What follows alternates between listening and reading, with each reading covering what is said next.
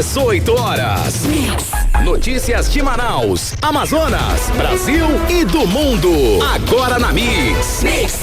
Olá, boa noite pra você em 100,7. Estamos juntos mais uma vez, começando outra edição do 18 horas. Karime Leão aqui no melhor Mix do Brasil, não é isso? Tamo junto, Carlão, a partir de agora até às 7 da noite aqui no 18 horas. Boa noite pra você sintonizado aqui em 100,7, pra galera que nos acompanha ao vivo nas redes sociais no @ 18 horas news. Boa noite, gente. Mix. Karime, o que nós temos para os nossos queridos ouvintes nesta noite de quarta-feira? Temos mimo, sim, senhor. Olha Presta aí. atenção, galera, você que está sintonizado aqui em 100,7 para agora, neste momento, aqui na frente da Rádio Mix, aqui na Rádio Mix, na Rua Fortaleza 585, no Adrianópolis, e vai levar um par de convites para assistir ao cinema, exatamente, válido para toda a rede USI. Galera, para agora na porta da Mix, é só um par de ingressos, então a primeira pessoa que parar aqui na Rádio Mix leva este mimo. Você é nosso convidado para assistir às estreias, afinal de contas hoje também quarta-feira é dia de estreias com a coluna do Caio Pimenta aqui no 18 horas. Galera, tô esperando, primeira pessoa que parar agora aqui na porta da Rádio Mix, na Rua Fortaleza 585 no Adrianópolis, leva um par de convites para o cinema. Eu quero 6:03. Mix. Olha só, Karime, estávamos falando de sanduíche. Olha só, tem um detalhe, hein? As iguarias brasileiras que nós gostamos, que nós apreciamos, tipo a coxinha, o bauru e o pastel de feira, aquele tradicional pastel de feira, estão entre as melhores comidas aí do mundo, Karime. Exatamente, Carlão. E isso de acordo com o novo ranking, segundo a plataforma internacional Taste Atlas. Legal. A coxinha aparece atualmente no 30º lugar no ranking Né? das 50 melhores comidas de rua do mundo. O levantamento foi atualizado nas redes sociais da plataforma e tudo de acordo com as avaliações da própria audiência. O bauru aparece entre um dos melhores sanduíches do mundo. Entre os 50 itens, o bauru aparece na 38ª posição. Pois é, a questão aqui era se o bauru levava ou não ovos, Não. porque a galera Ovo disse americano. que sim. Aí, como o Carlão Já vira americano. é um paulistano raiz, ele me explicou que não, que a receita tradicional pode ser aquele rosbife, presunto e queijo, não é isso? Exatamente. Olha aí. Bom, já o nosso típico pastel de feira brasileiro maravilhoso entrou para os 50 melhores itens de pastelaria do mundo no ranking, tá? A iguaria nacional figura na 11ª posição da lista. Para você conferir o ranking completo das melhores comidas do mundo, é só entrar lá no perfil do Instagram, no Taste Atlas, @Taste Atlas. Mix. Agora 6:05, nós vamos conferir os destaques do dia do programa 18 horas de hoje. Março começa aí com aumento, né? A gasolina mais cara nos postos de todo o Brasil. Aumento na gasolina. Em Manaus, o aumento foi de 17,8%. Zona Franca de Manaus comemora faturamento recorde de 174 bilhões de reais. A Assembleia Legislativa do Amazonas instala a Comissão de Indústria, Comércio e Zona Franca de Manaus. Toma posse o novo superintendente regional da Polícia Federal no Amazonas, o delegado Humberto Ramos. Agora 6:05, você no melhor Mix do Brasil. Começando mais uma edição do 18 horas, hoje é quarta-feira e começando o mês de março, Karime, já foram 2 meses em 2023, rapidinho, hein? Janeiro detalhe, demorou, né? fevereiro voou. Nós Pois estamos é, aí, né? Ó, e oficialmente, né, gente, começa o ano, acabou o carnaval, Acabou começa tudo. o ano. Hoje é quarta-feira, 1º de março de 2023, os destaques de hoje você confere a partir de agora até às 7 da noite aqui no melhor Mix do Brasil em mais uma edição do 18 horas. Olha só, o dia começou, Karime Leão, aí pra você que foi abastecer, os funcionários dos postos reajustando lá os valores nas bombas de combustível. Você que acordou cedo pegou aí o aumento, que foi inclusive surpreendente, hein, Karime? A maioria dos postos de Manaus ajustou o preço da gasolina comum de R$ 5,59 para né? Inclusive, que já era caro, né, Karim? Já estava caro, já estava pesado. Foi para R$ 6,59, um aumento aí significativo de R$1, Karim. R$1 foi o aumento. Caro, viu, Carlão? E esse R$1 significa um aumento de 17,8%. Isso mesmo a gasolina estando aí 17,8% mais cara desde a manhã de hoje na maioria dos postos de Manaus. Para encher um tanque de um carro popular, por exemplo, que tem capacidade aí de 55 litros, o consumidor daqui de Manaus vai pagar agora R$ 362. R$55 a mais que ontem, gente. É um absurdo. É muito dinheiro. Detalhe, hein, Karime? Não esperaram aí nem o dia amanhecer. Quando se trata de aumento, eles, os donos de postos de gasolina, são ágeis, são rápidos. Se fosse para reduzir o preço, se fosse uma obrigação reduzir o preço, aí o consumidor poderia esperar uns 3 ou 4 dias, ou até uma semana para o preço cair na bomba. Mas para aumentar é rapidinho. Bastou o anúncio, já aumenta, né, Carlão? Exatamente. Passa o buchicho. Exato. Bom, e com esse aumento, por conta da volta da cobrança dos impostos federais, agora fica muito mais evidente, muito mais claro como o imposto impacta na vida do cidadão. A gente sabe, né, cá para nós, que o brasileiro é um dos povos que mais paga impostos em todo o mundo. A gente é o que mais paga imposto, gente. A gente sabe disso. Mesmo com a redução do preço da gasolina feita pela Petrobras, anunciada ontem, válida a partir de hoje, a volta da taxação da gasolina impactou sim no reajuste de 17,8% direto nas bombas de gasolina. Olha, Karim, me dizem por aí que tem postos vendendo a gasolina comum a R$ 6,29 e outro ainda a R$ 6,19. Mas a maioria está vendendo sim o litro aí, pelo menos pelo que eu vi, onde eu passei era R$ 6,59. Exato, eu ainda não vi também esses postos mais baratos. Dizem por aí. Dizem por aí, eu também não peguei nenhum mais barato não. Bom, uma boa notícia é que o álcool anidro ficou mais em conta, Carlão. Em alguns casos, já é vantajoso até abastecer com álcool aqui em Manaus, uma vez que ele está 70% mais barato que a gasolina. O fato que não se via aqui em Manaus há mais de 10 anos. Mais do que nunca, todos devem procurar os postos que praticam os menores preços e, claro, fazer aí a continha se realmente abastecer com álcool tá valendo a pena, Carlão. Tem ainda aquele folclore, né? Eu tenho... mais. Exato, eu tenho essas... maior. Exato. Será que é isso mesmo? Procede? Não? Será que procede? Eu não sei. Testa, né? Eu ainda não testei. Não sei, eu também ainda não tive coragem de testar, não. Será que ferra o motor, evapora? Você acaba... motor não, mas evaporar parece que sim, né? Bom, eu sei que é um aumento de 17% num item tão importante que impacta em toda a cadeia da economia e com certeza vai refletir diretamente nos preços de outros produtos, com certeza. Vai aí um reajuste nas corridas dos motoristas de aplicativos, nos deliveries, no preço do pãozinho, do transporte coletivo, do x-caboquinho, enfim, em geral, aí, porque a gasolina é a base de tudo. Então, o custo de vida, que já é exorbitante, vai ficar com certeza mais pesado aí para nós, Karine. Não quero nem fazer mais conta, Carlão. E tudo isso para o governo arrecadar mais, para cobrir déficits, rombos orçamentários, enfim, para equilibrar as contas do governo, a gente é que paga, né? É isso mesmo, que para o governo equilibrar as contas, você tem que tirar dinheiro do seu bolso, eu do meu bolso, da sua conta bancária. É simples assim, Carlão. 6h10. 18 horas. Olha só, e nesta terça-feira a Zona Franca de Manaus completou 56 aninhos. O que não faltou foram comemorações. Em meio a esses festejos foi divulgado aí o faturamento do ano de 2022. E faturamento bilionário, viu, Carlão? Nada menos do que 174 bilhões de reais. O número representa um novo recorde. Vamos saber mais detalhes a respeito agora na reportagem de André Meirelles. A Superintendência da Zona Franca de Manaus comemorou 56 anos com faturamento global de mais de 174 bilhões de reais em 2022. representando um aumento de 6,84% ao faturamento obtido no ano passado, que chegou a quase 163 bilhões de reais. Mas em meio às comemorações, o modelo econômico vem sofrendo com a falta de um nome para gerir a autarquia e também a reforma tributária. Por isso, o 18 Horas conversou com o superintendente interino da SUFRAMA, Marcelo Pereira. Segundo ele, para a Zona Franca de Manaus continuar faturando, é preciso manter a continuidade da prestação de serviço. Manaus é uma área de livre comércio, por exemplo.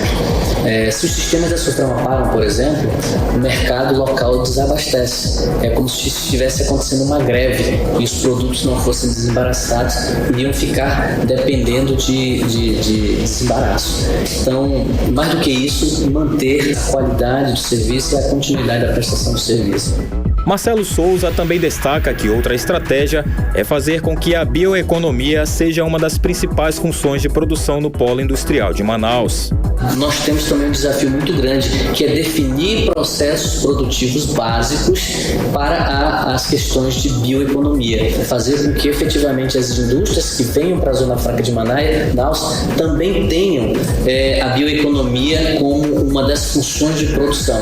E aí eu estou falando que nós estamos transformando nesse vetor de indústria um subvetor exclusivo de bioeconomia. Nós temos marcos regulatórios que podem recepcionar todo esse arranjo de bioeconomia.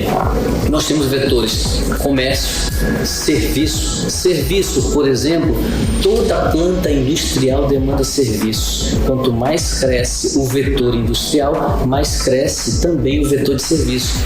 A SUFRAMA, ao longo da história, passou por vários momentos, até chegar à condição atual de abrigar um dos principais parques industriais do país, que hoje conta com aproximadamente 500 empresas instaladas e gera cerca de 500 mil de empregos, entre diretos, indiretos e induzidos.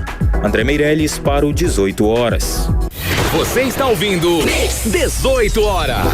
Olha só, e em meio ao aniversário de 56 anos da Zona Franca de Manaus, a Assembleia Legislativa do Amazonas presta homenagem à autarquia e instala a Comissão de Indústria, Comércio e Zona Franca de Manaus, Karine. Exatamente, Carlão. Essa comissão vai promover ações para combater ameaças ao modelo, incluindo visitas a parlamentares de outros estados para pedir apoio durante a reforma tributária. Vamos entender os detalhes agora na reportagem de Odinei Araújo.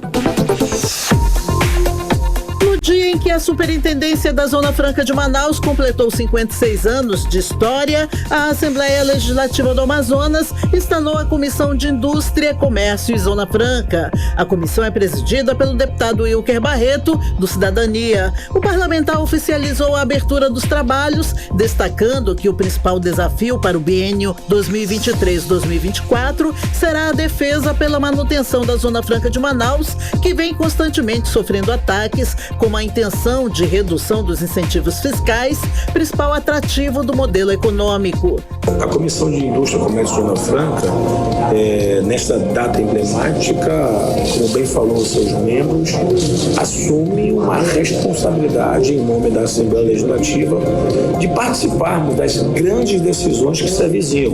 É notório que nós temos aí uma reforma tributária na pauta do país, repito, importante para o país, mas com a ressalva da manutenção dos direitos constitucionais deste modelo. Modelo esse que já comprovou que preserva, modelo este que ajuda a desenvolver o país. Também fazem parte da comissão os deputados Rosenha, Adjunto Afonso e Tiago Abraim. Preocupados com as ameaças sofridas pela Zona Franca, os parlamentares querem fortalecer as cadeias econômicas e a união de todos os poderes públicos. Para isso, os deputados do Amazonas farão visitas a colegas parlamentares em outros estados.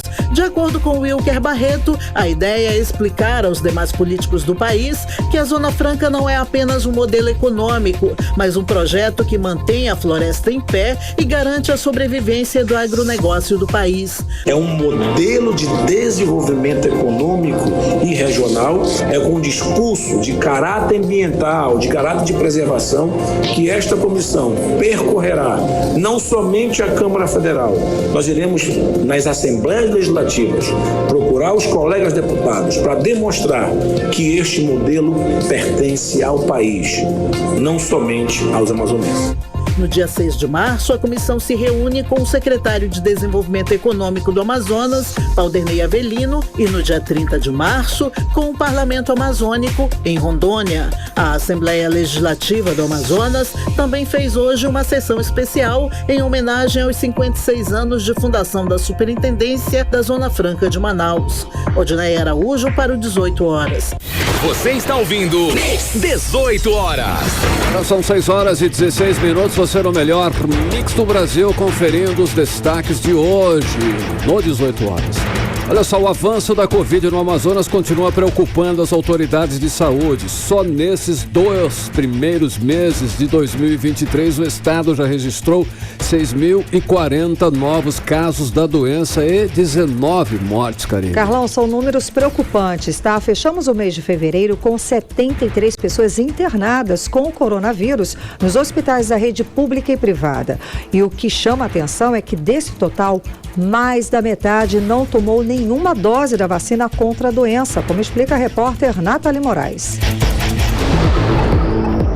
O Amazonas fechou o mês de fevereiro com 19 mortes e mais de 6.040 casos de Covid-19 registrados este ano, segundo a Fundação de Vigilância em Saúde aqui no estado. Nas últimas 24 horas, o Amazonas registrou 436 novos casos da doença e um óbito. São 14.437 mortes pela Covid-19 desde o início da pandemia aqui no estado. Em comparação com os 2 anos anteriores, o número de internações por coronavírus está abaixo. Nas últimas 24 horas, 73 pessoas foram internadas com coronavírus aqui no Amazonas. Desse total, mais da metade não tem nenhuma dose da vacina. O infectologista Nelson Barbosa afirma: a única maneira de amenizar a carga viral é através dos imunizantes. Eles são os nossos principais aliados no combate à Covid-19. Nós não vencemos a Covid ainda. Nós não temos ainda essa palavra do vencer. Nós estamos controlando a Covid, que isso faz parte da vacinação. Quanto mais pessoas se vacinarem, melhor o controle.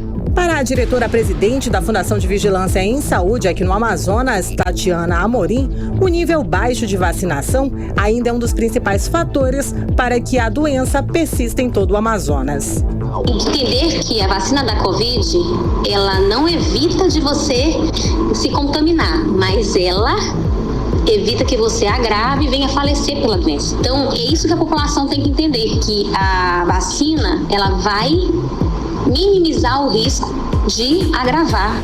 Para os próximos anos, os especialistas em saúde acreditam que a Covid se tornará uma doença sazonal. E a estratégia de combate é manter o calendário com o esquema vacinal atualizado, como afirma o infectologista Nelson Barbosa. O coronavírus, ele é um vírus muito mutante. Nós estamos vendo aí que a última mutação dele foi a Ômicron. E só a Ômicron já mandou mais 3 subvariantes. A última é esta, XBB.1.5, que é altamente contagiosa. A letalidade mudou, mas isso a gente atribui ao divisor de águas, que é a vacina. Em toda a pandemia de Covid-19, o Amazonas já registrou mais de 630.930 casos da doença. Nathalie Moraes para o 18 horas. Você está ouvindo 18 horas. E hoje, primeiro dia do mês, que marca o 3º ano de pandemia de Covid-19 no Amazonas, a Fundação de Vigilância em Saúde confirmou mais 2 mortes por Covid-19. Foram registradas ainda mais 382 novos casos infectados de Covid-19. Com isso, depois de registrar em março de 2020 a primeira vida perdida para a Covid, hoje o Amazonas soma 14.439 mortes por Covid-19. Karine, olha só, e hoje a Agência Nacional de Vigilância Sanitária, Anvisa, acabou com a obrigatoriedade do uso de máscaras em aeroportos e aviões. Mesmo assim, a agência segue recomendando o uso das máscaras nesses ambientes para evitar aí, é lógico, a transmissão da Covid-19 Covid-19, principalmente para os mais vulneráveis e pessoas com sintomas gripais, Karine. Pois é, Carlão, passou a ser só uma recomendação e a decisão vale a partir da publicação no Diário Oficial, que deve acontecer amanhã. Outras medidas continuam, como o desembarque por fileiras e limpeza das aeronaves. E na presença de casos suspeitos dentro do voo, as empresas aéreas devem fornecer máscara para o passageiro que apresentar sintomas. Mix. Entrevista do dia. E seguimos falando sobre o aumento de casos de Covid-19 aqui no Amazonas. Vamos conversar agora com o pesquisador em saúde pública da Fiocruz Amazônia, Fernando Herklet. Muito boa noite, seja bem-vindo ao 18 horas. Então, quais os fatores que levaram a essa volta do aumento de casos de Covid-19 aqui no estado? Boa noite. Boa noite, Karine. Boa noite, Carlos. Boa noite aos ouvintes. Gostaria de agradecer essa oportunidade, Sim, houve um aumento no número de casos, né, conforme aí a FPS vem divulgando. Isso pode ser atribuído principalmente a diversos fatores, né, mas principalmente ao aumento do número de casos de doenças de transmissão respiratória no inverno amazônico, né. Então, um dos fatores principais daí é que nessa época há um aumento da circulação de doenças respiratórias, incluindo a Covid. Também há um espaço já um pouco longo, né, das últimas doses de reforço para uma boa parte da população, além de ter uma outra parte da população que não tem a cobertura vacinal ainda adequada. Esses fatores somados, eles ajudam a ter esse aumento de casos que a gente observa nesse momento. Né? Ok, olha só, na sua análise, no que você tem observado, você acha que as autoridades de plantão, elas relaxaram aí com as medidas de segurança antes do tempo, doutor? Eu acho que as autoridades, elas têm feito o seu trabalho, né? Mas a gente lida com diversos fatores, né? Isso desde o início da pandemia, né? Principalmente atrelados à desinformação e outros fatores que deixam, né, que tornam o cumprimento das medidas um pouco mais complexo, né? Como, por exemplo, é o caso da vacinação, o caso de adoção de comportamentos preventivos, uso de máscara, quando recomendado, e coisas do tipo, né? Então, essas questões todas juntas, elas dificultam, né, a adoção de medidas, por mais que o poder público, né, principalmente as autoridades de vigilância sanitária, possam tentar impor medidas. Agora, acabou de falar aí do relaxamento, da não obrigatoriedade do uso de máscaras nos aviões, né, que caiu, apesar de haver recomendações. Então nós estamos, o Brasil é muito grande, né, nós temos diferentes momentos da pandemia em diferentes locais, né? Então aqui no Amazonas nós temos uma situação diferente de outros estados. Então essa recomendação, principalmente para as pessoas que têm um maior risco, ela é importante, né, que ela seja seguida. E voltando a falar da pandemia, da característica agressiva e terrível que foi a pandemia aqui no estado do Amazonas, a gente registrou os piores cenários, tanto de casos como de mortes também. O senhor acha que com isso tudo temos um aprendizado diferenciado sobre o enfrentamento da pandemia, doutor? A gente espera que sim, né? Eu acho que os sistemas de saúde, eles aprenderam, né, a se reinventar, passaram por muitas dificuldades, principalmente aqui na nossa região, né? E a gente tem trabalhado, enquanto Fiocruz, né, para dar esse apoio, esse suporte, para que os sistemas de saúde se organizem para o enfrentamento de pandemias, né? Não somente a gente pode estar sujeito a outro aparecimento de outras pandemias ou própria de novas variantes, e a gente tem que estar preparado para ter uma resposta diferente do que aconteceu, né, que nos pegou de surpresa, de certa forma, a pandemia, né? Escancarou os problemas que nós já possuímos, né, de carência de rede de cuidados e de preparação para responder a uma possível pandemia como aconteceu. Então a gente espera que isso sirva de aprendizado e a gente tem trabalhado para isso. Inclusive, a gente tem atuado na capacitação dos profissionais de saúde. Estamos agora com um curso capacitando os agentes comunitários de saúde para que eles são esse elo de ligação, né, das equipes de saúde com a população, para que eles possam auxiliar nessas medidas de controle, de combate e de prevenção, principalmente, né? Ok, olha só, você falou desse curso aí. Esse curso é um curso online que a Fiocruz Amazônia está administrando. É para os profissionais de saúde? Fale mais, dê mais detalhes sobre esse curso e quem pode participar. Isso, esse curso, ele é um curso presencial que a gente já vem ofertando há algum tempo, né? Dentre as diversas ações que nós fizemos durante a pandemia, nós já capacitamos através desse projeto, que é um projeto da Fiocruz Amazônia, que é o PEC, em parceria com a agência norte-americana para o desenvolvimento, né, internacional, que é o USAID, a NPI Expand, a CITAL e os conselhos dos secretários de saúde do Amazonas, de Rondônia, a Fiopec e a Fiocruz Amazônia, e a gente já capacitou mais de 1.300 agentes comunitários de saúde em mais de 17 municípios, né, aqui desses dois estados, né, Rondônia e Amazonas. E a gente escolheu justamente os municípios com os piores indicadores, né, pior cobertura vacinal, piores indicadores relacionados à Covid, indicadores sociais de forma geral, para que a gente possa, com esse objetivo de ajudar na resolutividade do sistema de saúde. E agora, esse curso ele foi adaptado de formato online para que a gente possa ter um alcance maior, né? Aqueles que não puderam fazer o curso, eles tenham essa possibilidade. Então, ele é um curso gratuito, né, oferecido através da plataforma da própria Fiocruz, nosso campus virtual, e ele é voltado para os agentes comunitários de saúde, os agentes comunitários indígenas de saúde e os agentes de combate à endemia. Então, esses... Alô, perdemos o contato com o pesquisador em saúde. Alô?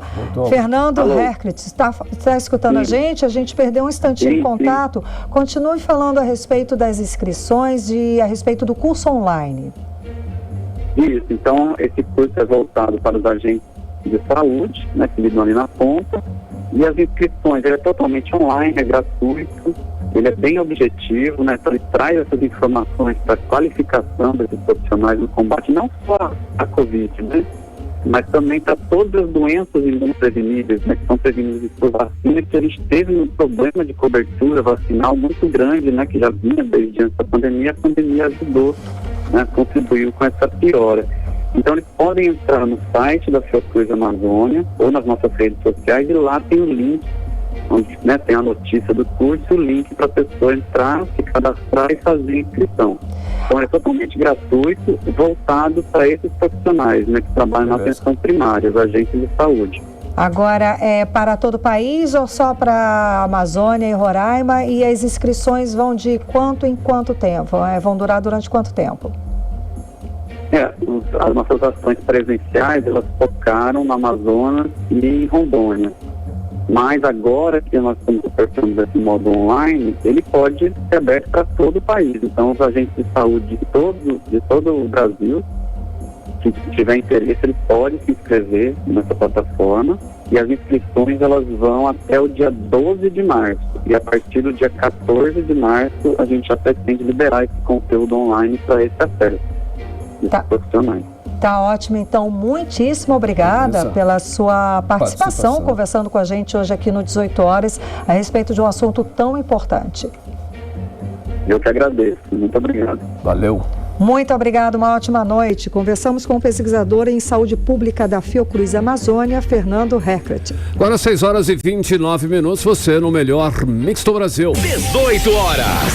E daqui a pouco aqui no 18 horas, já temos o nome do novo superintendente da SUFRAMA. É o nosso assunto em instantes. Mix. Agora nós vamos conferir previsão do tempo, hein? É tempo e temperatura para amanhã, quinta-feira. O que podemos esperar para uma quinta-feira, Karime Leão? Tempo e temperatura. Previsão do tempo. É aquela história, né, Carlão? Sol com algumas nuvens e deve chover rápido durante o dia e a noite. A mínima prevista é de 24 graus, a máxima pode chegar a 32 graus. As chances de chuva são de 90%, a umidade relativa do ar fica entre 65% e 100%. Olha só, hoje de manhã tomou posse o novo superintendente regional da Polícia Federal no Amazonas. O comando passa a ser do amazonense, o delegado de Polícia Federal, Humberto Ramos. Exatamente, o repórter André Meirelles acompanhou a cerimônia de posse do delegado Humberto Ramos e diz agora pra gente, conversa agora ao vivo com a gente, quais são aí os desafios do novo superintendente. Boa noite, André. Então, o que podemos esperar do novo superintendente? Boa noite. É isso mesmo, Karime, Carlão, boa noite para vocês. Boa noite a todos que nos acompanham. Isso mesmo, o delegado de Polícia Federal, Humberto Ramos Rodrigues, esse é o nome dele, hein? Ele tomou posse na manhã de hoje e agora ocupa o cargo de superintendente regional da Polícia Federal aqui no estado do Amazonas. Com isso, ele é o segundo amazonense a ocupar o cargo na superintendência aqui do estado do Amazonas. A solenidade de posse aconteceu nesta quarta-feira ali no auditório do Ministério Público Estadual, que fica na Coronel Teixeira, e contou com a presença aí de várias autoridades aqui do estado do Amazonas e também aqui da cidade de Manaus, como o prefeito Davi Almeida, presidente do TCE e também o diretor-geral da Polícia Federal aqui do estado, Andrei Augusto Passos.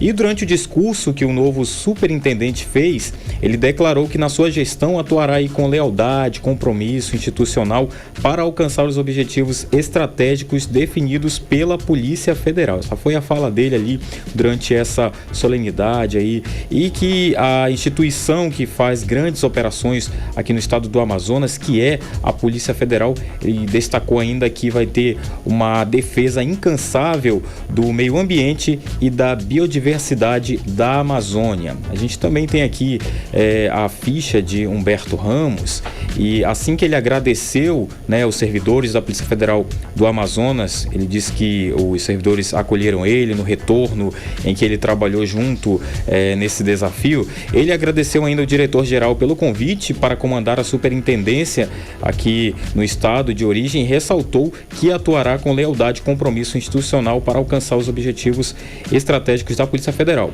Humberto Ramos, ele iniciou a sua carreira na Polícia Federal há mais de 20 anos como delegado da PF, né, na superintendência, onde exerceu os cargos de chefe da delegacia e de polícia de imigração. Ele tem uma ficha extensa aqui, né, Karine, Carlão? E na superintendência da Polícia Federal em Goiás, ele foi delegado regional executivo até assumir a função daqui do estado. E Humberto Ramos, ele é amazonense e também autor de um livro que muitos conhecem aqui também, né? Quem gosta de livro já pôde ter acompanhado o livro Tráfico de Entorpecentes na Amazônia e identificando caminhos e rotas vulneráveis, considerando uma ferramenta aí para o debate, né, sobre a proteção da sociedade e o combate a essa modalidade de criminalidade organizada. Tudo indica aí que a gestão dele pode ter base aí nesse livro. Será que vai ser assim, né? A gente vai continuar acompanhando aí os próximos passos e também toda a imprensa aguarda aí uma coletiva, né, para que ele possa falar e dê mais detalhes como será a sua gestão a partir de agora. Karime, Carlão. Exato, André. Estamos aguardando um pronunciamento do novo superintendente e tudo indica mesmo, e a gente agradece, a sociedade agradece que essa pauta aí do combate ao tráfico de drogas, ao crime organizado desta área, seja uma das pautas mais importantes e prioritárias nessa nova gestão. Obrigada, André, pelas informações. Boa noite, bom trabalho. Boa noite. 6h34, você no melhor mix do Brasil. 18 horas. E detalhe, daqui a pouquinho você confere no 18 horas que pesquisa revela que os moradores da região norte são os mais otimistas com o novo governo aí do presidente Lula. E um dos principais motivos é a expectativa, né? Um dos principais motivos é a expectativa da recuperação financeira. Nosso assunto em instantes. Agora em Manaus, 6h35. Vamos para Brasília conversar com o nosso correspondente Carlos Eduardo Matos. Cadu, boa noite, Cadu. Então, a bancada do Amazonas no Congresso bateu o martelo e vai indicar o nome do ex-deputado federal Bosco Saraiva para superintendente da SUFRAMA. Cadu, boa noite. Será que essa novela vai ter fim agora? Esse será o indicado? Boa noite, Karine. Boa noite, Carlão. Boa noite, ouvintes do programa às 8 horas.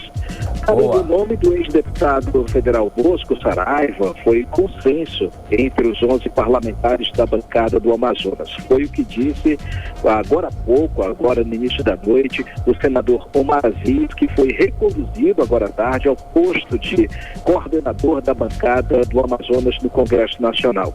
Abrindo só esse parêntese, ao ser reconduzido mais uma vez coordenador da bancada, Karine, o Omar Aziz, ele acaba superando em tempo o ex-senador Gilberto Mestrinho e o senador Eduardo Braga, que foi muito tempo, ali, vários anos, coordenador da bancada. Então, o Omar Aziz passa a ser o coordenador que mais passou tempo à frente da bancada do Amazonas. Agora, voltando à questão de Bosco Saraiva, esse martelo foi batido hoje, como você disse, né, nessa nova reunião da bancada, a primeira reunião da bancada do Amazonas, que aconteceu na sala da liderança do PSD, e foi definido aí o nome do ex-deputado federal Bosco Saraiva para ser o próximo superintendente da SUFAMA. Pelo menos isso aí, esse martelo foi batido. Mas o senador reforçou aí outra questão, que agora depende dele, do próprio Bosco Saraiva, aceitar o convite. A gente falou aqui no 18 horas, inclusive nossa querida Cíntia Blink falou também que Bosco Saraiva não vem aceitando, tem sido irredutível, né? Ele quer um ano sabático, ele quer dar uma de técnico Tite, né? Quando saiu do Corinthians. Antes de aceitar o cargo na seleção, ele passou por um ano sabático. Então o Bosco Saraiva quer fazer o mesmo. Então eu acho que não vai dar. Pelo menos esse ano não vai dar para ele fazer um ano sabático, porque a pressão é muito grande para que ele assuma o cargo. Então vamos ouvir agora o que disse o senador Omar Aziz sobre Bosco Saraiva e sobre o papel do próximo superintendente da SUFAMA nesse contexto que envolve a Zona Franca de Manaus e a reforma tributária. Vamos ouvir o que disse Omar Aziz. O Bosco faz parte de um partido que apoiou o presidente Lula desde o primeiro momento, solidariedade, não podemos nos esquecer disso, né? Teve junto desde o primeiro momento. É um partido que assinou o Martim pra gente quando a gente mais precisava, naquele momento que a gente tinha perdido os incentivos, e vocês da imprensa acompanharam de perto o que foi. Aí a Sadim proporcionou que o ministro Alexandre de Moraes nos desse aquela liminar, mantivesse a competitividade, e o governo teve que recuar, você está entendendo? Então foi uma das coisas que nós discutimos com os parlamentares todos, foi essa questão também. Olha, nós não podemos deixar chegar aqui uma reforma tributária que vem do governo federal para aqui discutir as emendas e tal. Tem que vir de lá já tudo pronto, dando as garantias da competitividade que a Zona Franca de Manaus tem que ter. Porque nós não temos número para estar batendo foto aqui que nós vamos perder. Então isso é uma proposta que tem que vir do governo, uma proposta que o presidente da Câmara, o presidente do Senado apoie, para que a gente não tenha sobressaltos nem insegurança jurídica em relação à Zona Franca de Manaus. Então não vai ser um debate fácil, não é fácil, é um debate bastante difícil, porque cada um quer uma reforma tributária para si. 18 horas. A gente acompanhou a fala do senador Omar Aziz, coordenador da bancada do Amazonas no Congresso Nacional. Cadu, é uma equação realmente muito complicada essa, né, de reforma tributária e Zona Franca de Manaus. Exatamente, Karine. A Zona Franca está no meio dessa disputa aí por incentivos fiscais. Não é só, como a gente falou ontem, né? Não é só o Amazonas que briga para manter incentivos fiscais. Tem outros estados na mesma situação. A diferença é que a Zona Franca de Manaus está amparada na Constituição. Ou seja, o governo tem a obrigação de discutir a reforma tributária, incluindo a Zona Franca de Manaus. Agora, como isso vai acontecer? Aí que entra a bancada do Amazonas, que ela precisa estar coesa, precisa estar unida, e parece que o Omar Aziz ele vai colocar aí a bola no chão e vai coordenar esse trabalho. Agora, com relação ao nome de Bosco Saraiva, Karine, vamos ver se arrefece o conflito, né, as divergências políticas em torno do nome do próximo superintendente da SUFAMA, porque a gente sabe que a bancada quer uma coisa e o governo quer outra. O governo apoia José Ricardo, tem o apoio dos acadêmicos, acadêmicos, tem o apoio dos economistas, já até fizeram carta de apoio a ele, então o governo está meio dividido. Então o nome de Bosco Saraiva vai ser encaminhado ao governo, o nome dele já consensuado na bancada, e vai ser jogado lá para o governo. Agora vamos ver se o nome dele, de Bosco Saraiva, vai emplacar ou se vai permanecer a divergência dentro do governo. Porque o problema é aquele que a gente já falou, aquele problema político lá, que o governo está usando a SUFRAMA como instrumento para negociar cargos, enfim, tem toda essa situação política nesse momento. Agora, nessa reunião, Karine, da bancada do Amazonas, que aconteceu agora à tarde, foi discutido também o segundo ponto. Logo após a recondução de Omar e a definição de Bosco, foi definido esse segundo ponto aí. Vai haver uma reunião da bancada do Amazonas, de todos os parlamentares, com os prefeitos dos municípios afetados pela queda das duas pontes da BR-319, que são os municípios de Altazes, Careiro da Várzea, Manaquiri, Nova Olinda do Norte. Os prefeitos estão pedindo para ter uma conversa com a bancada, para que a bancada faça uma articulação junto ao DENIT, o Departamento Nacional de Infraestrutura e Transportes, para que o DENIT possa retomar as obras, para que possa retomar os trabalhos e concluir as duas pontes, porque isso está afetando principalmente o escoamento da produção. Então essa é uma pauta que foi encaminhada, que foi discutida agora à tarde. E o terceiro ponto, Karine, que foi falado pelo senador Omar Aziz, já na condição de coordenador mais uma vez, é que o governador do Amazonas, Wilson Lima, vai estar aqui em Brasília para uma reunião com a bancada, a fim de falar também, discutir, reforçar o assunto da reforma tributária.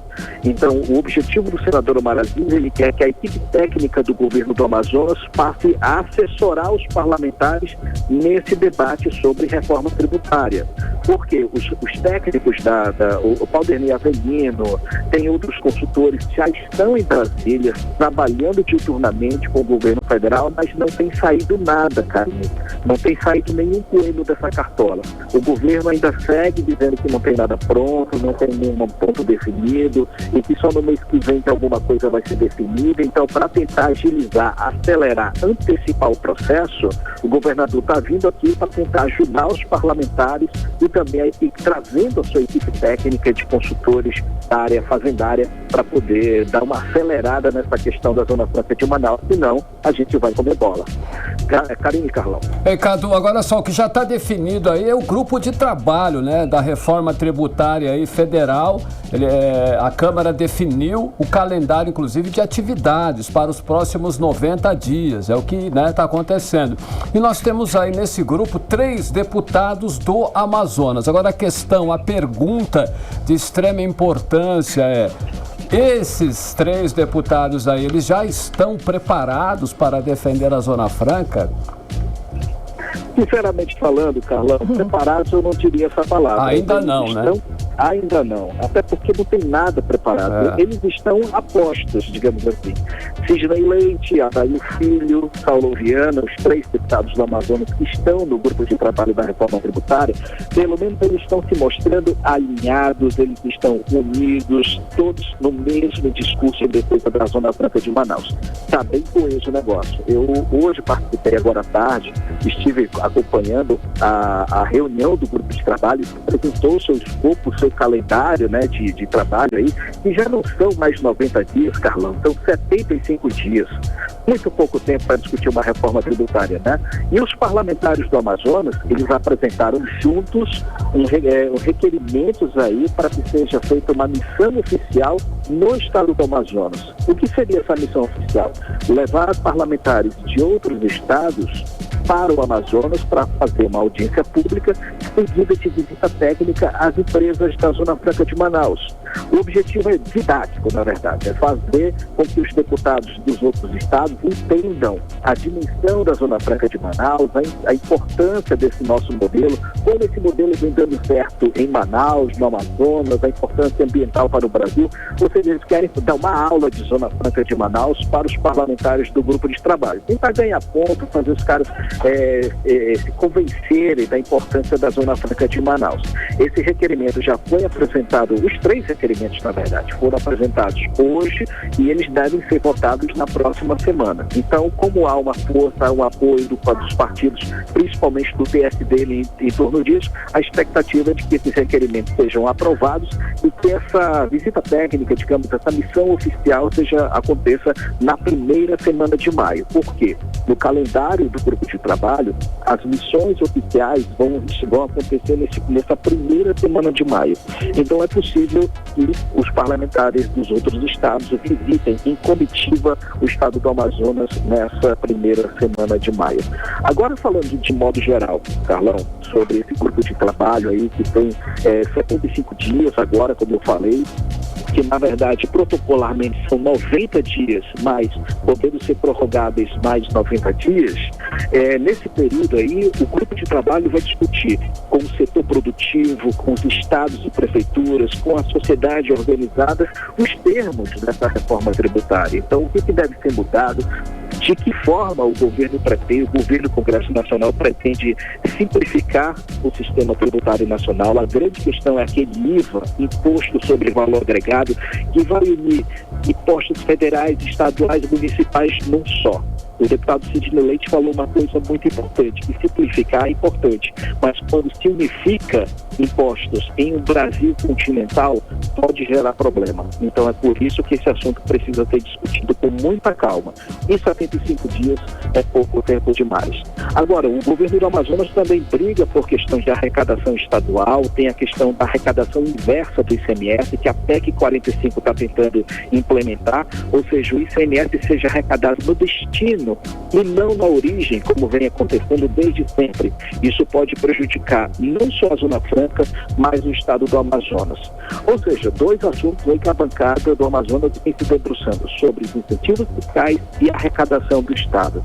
Agora, isso é debate para tantos dias até o final de maio. A ideia segundo o grupo de trabalho que foi apresentado, é que até o dia 16 de maio seja apresentada a conclusão do grupo de trabalho.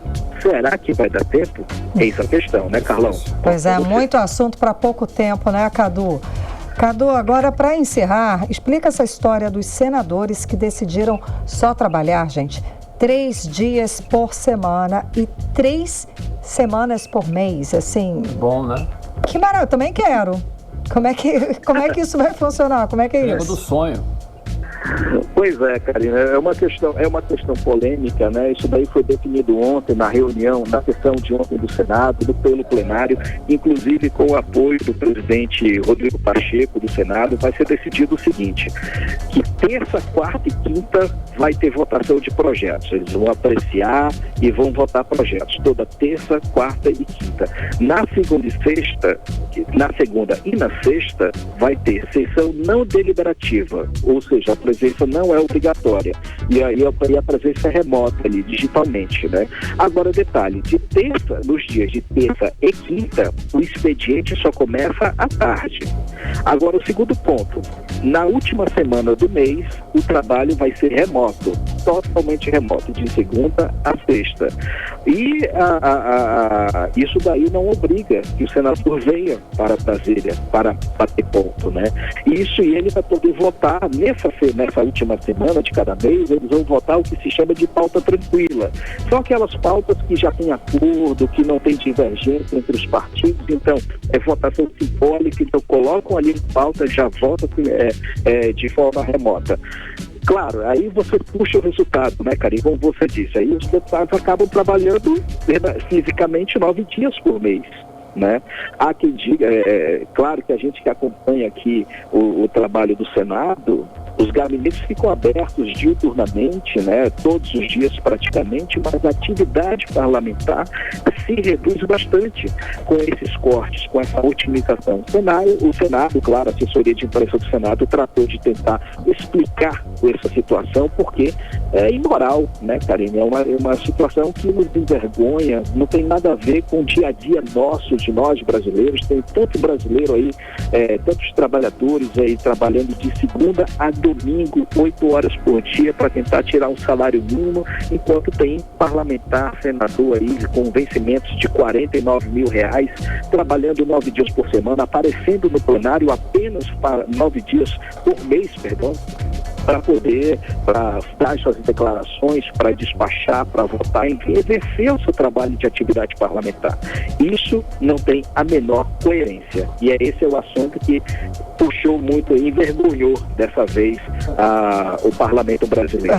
Volto com vocês. Bom, Cadu, e salário pago por nós, contribuintes, sai do meu bolso, sai do seu bolso, pesa no meu orçamento doméstico, que eu tenho certeza que pesa no seu também, ou seja, salário pago pela gente, pelo brasileiro, pelo nosso suor aí, as pessoas que têm tripla jornada de trabalho para conseguir sobreviver um mês, paga esse salário. Vou voltar aqui e fazer o meia-culpa, não queria isso para mim não, porque é muito vergonhoso, como você disse. É verdade. Para quem gosta quem é parlamentar que gosta do glamour, porque parlamentar é glamour, é status também.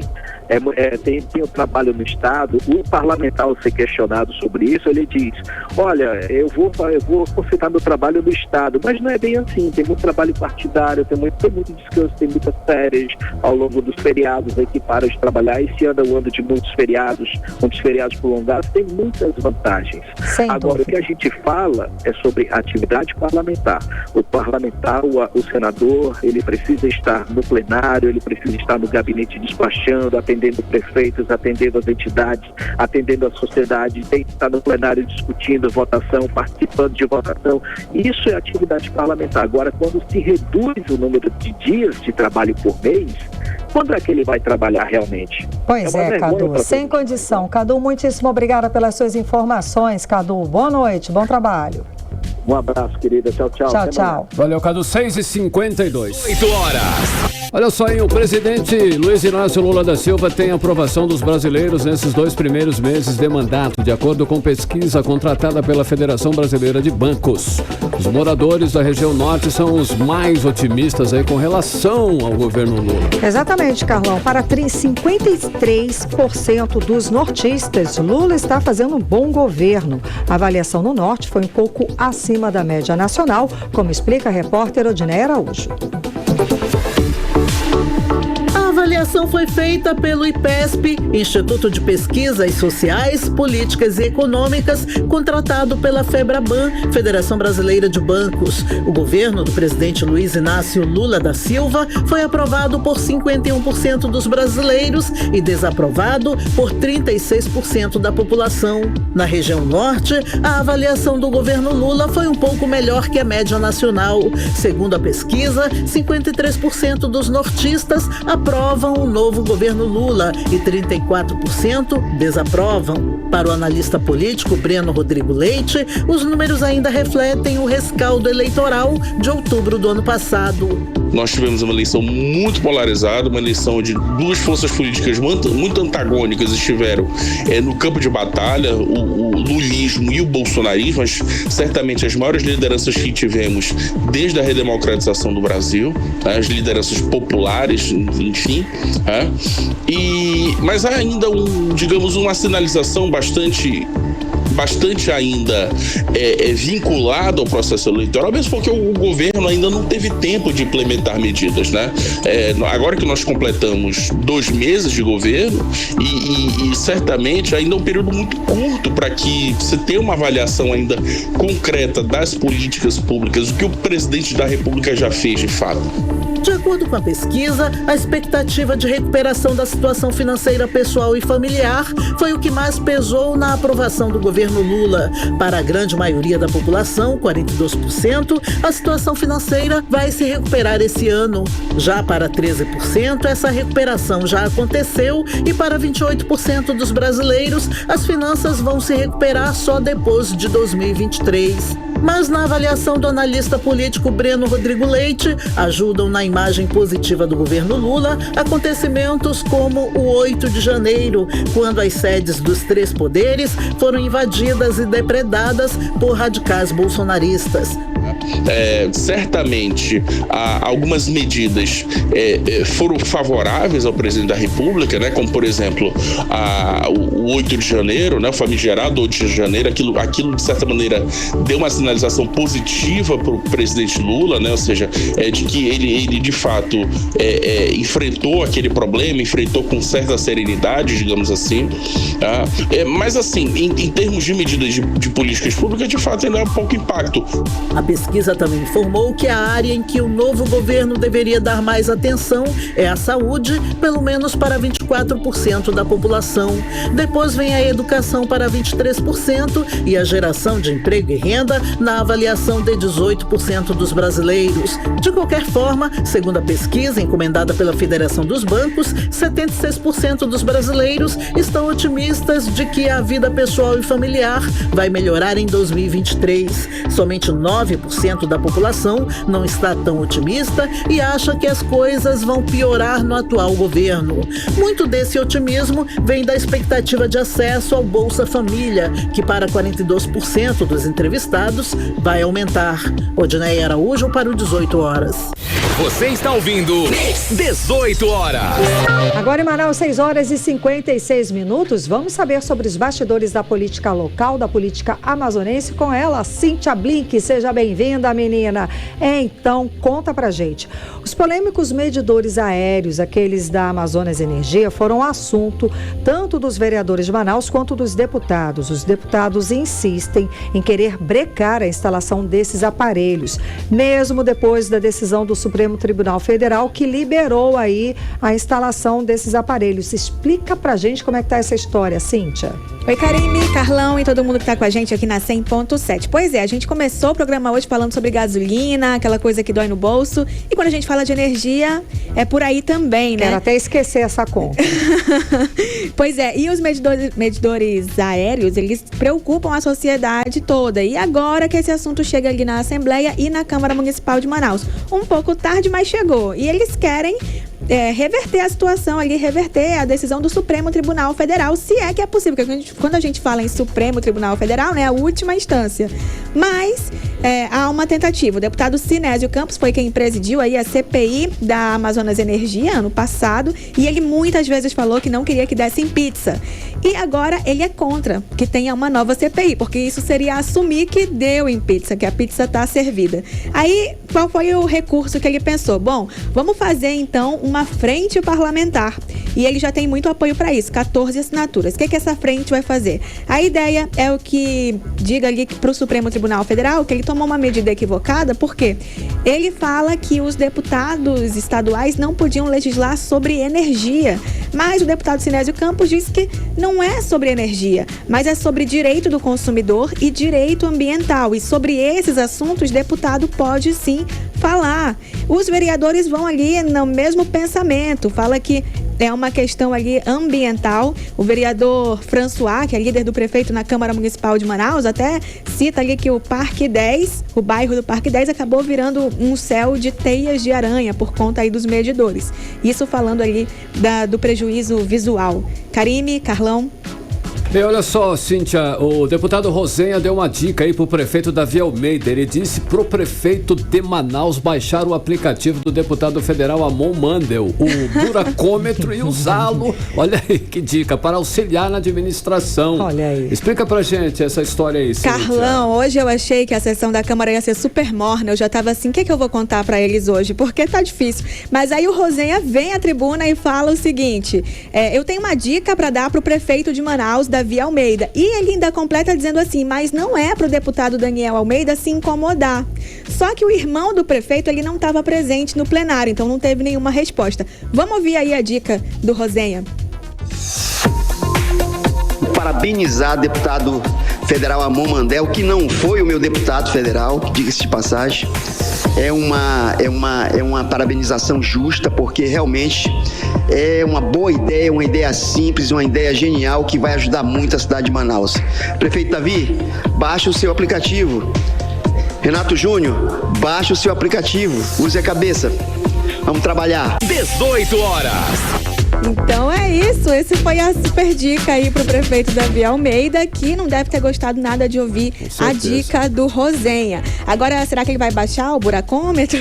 Gente, olha só, quando eu digo que a campanha de 2024 tá on, é disso aí que eu tô falando, porque nós temos um deputado estadual que, teoricamente, ele deveria fiscalizar o governador e não o prefeito, mas ele vai à tribuna elogiar o deputado federal mais votado do Amazonas, Amon Mandel, que a gente sabe é um nome muito lembrado aí quando o assunto é eleição para a Prefeitura de Manaus. O Rosenha, ele não só elogia, como recomenda, manda ali usar a cabeça, né? Para o prefeito utilizar o buracômetro para melhorar o serviço da prefeitura. Isso num tom muito amigável, mas com uma super provocação. E o Davi Almeida, ele já deixou bem claro o que ele acha do buracômetro.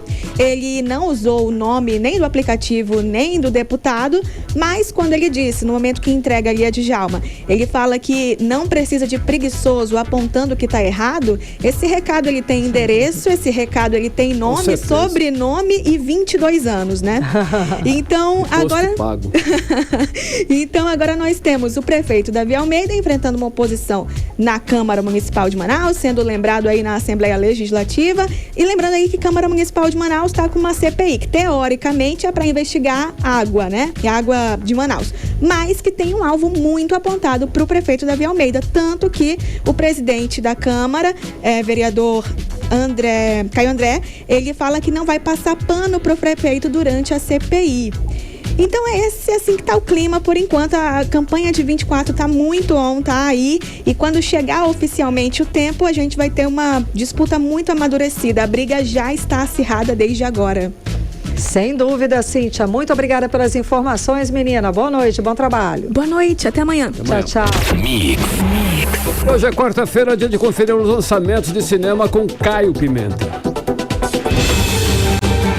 Olá, eu sou Caio Pimenta, editor-chefe do Cine7, site de cinema produzido aqui em Manaus há 8 anos e meio.